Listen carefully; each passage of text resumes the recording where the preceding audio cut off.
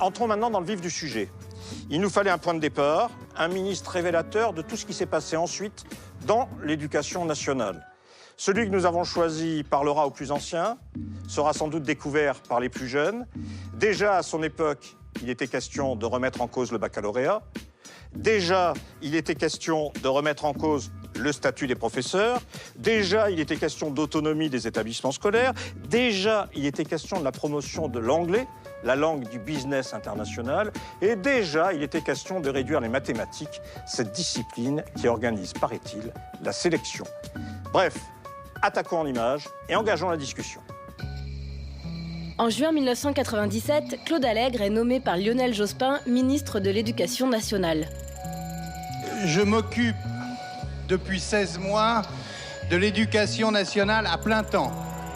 Parmi ses priorités, la réduction des enseignements, la dévalorisation des matières scientifiques, mais aussi une attention particulière portée aux enseignants.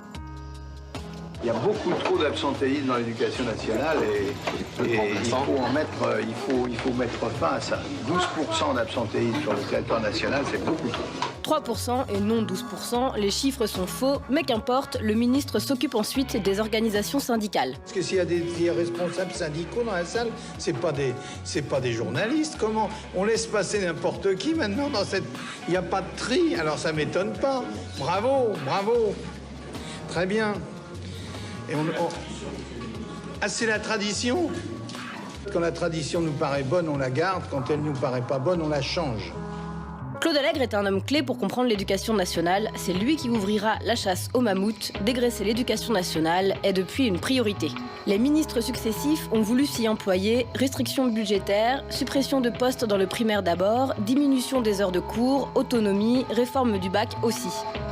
À chaque étape, c'est la mobilisation de la jeunesse qui a contraint gouvernement et ministres à reculer. Avec Xavier Darcos et Luc Chatel, la nouvelle mission de l'école, définie et revendiquée comme telle, est l'adaptation au marché de l'emploi et à sa précarité. Postes d'instituteurs dans le primaire puis d'enseignants dans les collèges et lycées sont réduits. Là encore, c'est la jeunesse et les enseignants qui se mettent en travers.